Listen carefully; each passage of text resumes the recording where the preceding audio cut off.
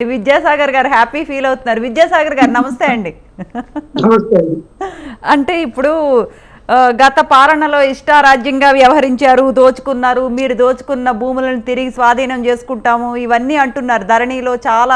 ధరణి పేరుతో చాలా దోచుకున్నారు అని పొంగులేటి గారు వ్యాఖ్యానించారు. మళ్ళీ at the same time Harish Rao గారి సూచనలు సలహాలు తీసుకుంటున్నారు. ఎలా చూడాలండి?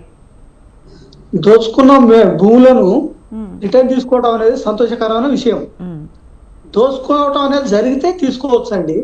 కానీ మన రాష్ట్రంలో కానీ దేశంలో కానీ 1971లో 6వ చట్టం తీసుకొచ్చిరండి. అది కాంగ్రెస్ ప్రభుత్వమే తీసుకొచ్చి ఇప్పటికీ 53 సంవత్సరాలు అయింది. 53 సంవత్సరాలలో ఈ తెలంగాణ రాష్ట్రం ఏర్పడే టైంకి కూడా భూములు ఎవరి పేరు మీద ఉందనేది కూడా వాళ్ళకు క్లారిటీ లేదు. ఎట్లా అంటే తరతరాలుగా భూములు ఉన్నాయి. ఒక తండ్రికి 2 కొడుకులు, వాళ్ళకు మనవన్లు, ఇన్ని తరాలు మారినా కానీ భూమి ఒకళ్ళ పేరు మీద లేదు.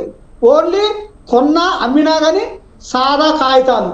ఆడిద్దరు పెద్ద మనుషులు ఉంటారు, ఎకరానికి ఇంత అమౌంట్ ఇంత గొంతున్నాం అని కాగితం రాసుకుండు.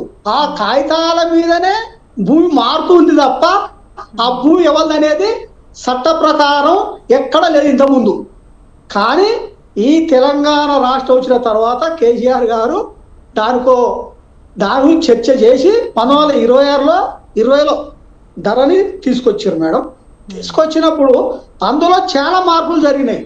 ఇప్పటి వరకు ఎవరి పేరు మీద లేని భూమిని అందరికి రిజిస్ట్రేషన్లు జరిగినాయి. ఇంతకుముందు పెద్దలు చెప్పినట్టు, సత్యాగ్రహ వెంకరెడ్డి చెప్పినట్టు కూడా అలా కొన్ని మంచి పాయింట్లు ఏంటంటే జస్ట్ 5 నిమిషాలలో మ్యూటేషన్ అయింది. అయినప్పుడు దానివల్ల ఇది భూమి అందులో కూడా ఆ భూమిని 3 విధాలుగా విభజించారు. Part A, part B, part C. Part A అంటే పార్ట్ ఏ ఎలాంటి ఇబ్బందులు, గొడవలు, అవకతవకలు లేకుండా ఉన్న భూమిని పార్ట్ ఏ. దాన్ని కంప్లీట్గా మ్యూటేషన్ చేసిర్రు, రిజిస్ట్రేషన్లు చేసిర్రు. అందులో పార్ట్ బి అయినప్పుడు కొన్ని గొడవలు జరుగుతాయి. అన్నదమ్ములు ఉంటారు, ఆ పాలోళ్ళు ఉంటారు, వాళ్ళు ఆక్యుపై చేసుకుంటారు. ఇది నాదని కంప్లైంట్ ఇచ్చారు. కంప్లైంట్ ఇచ్చిన దాన్ని ఆ భూములను ఆపిరు.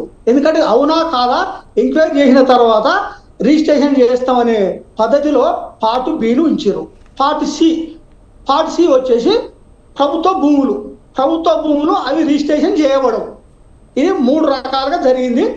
పార్ట్ ఏలో జరిగిన రిజిస్ట్రేషన్లు మొత్తం కంప్లీట్ అయినాయి.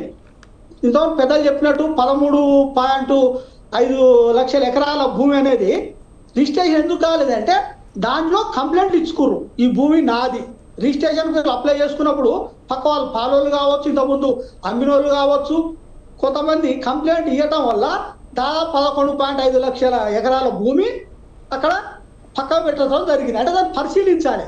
ఆ పరిశీలన కూడా గ్రామ స్థాయిలో ఉండటం వల్ల గొడవలు, కొట్లాటలు జరగటం అనేది జరుగుతుంది. కాబట్టి ఎవరు పడితే వాళ్ళు మార్చొద్దనే ఉద్దేశంతో దాన్ని పరిశీలించడానికి అధికారాలు జాయింట్ కలెక్టర్లకు ఇవ్వడం జరిగింది. సరే, ఇప్పుడు జిల్లాలు, పాత జిల్లాలు ఉన్నాయి, పెద్ద జిల్లాలు ఉన్నాయి. కానీ కొత్త జిల్లాలు ఏర్పడ్డాక జిల్లాలు కూడా 3 లేదా 4 నియోజకవర్గాల పరిధిలో ఉన్నది. కలెక్టర్ను కలవటం కూడా పెద్ద సమస్య కాదు. అయినా కానీ 1971 53 సంవత్సరాలల్లా ఎలాంటి ఈ రిజిస్ట్రేషన్లు జరగని భూములకు కూడా చాలా మంది రైతులు రిజిస్ట్రేషన్ కావడం వల్ల దానికి విలువ వచ్చింది. రైతులకు లోన్లు వచ్చినాయి. ఇంతకుముందు లోన్ కావాలంటే పట్టలేనప్పుడు లోన్లు ఇవ్వలేదు.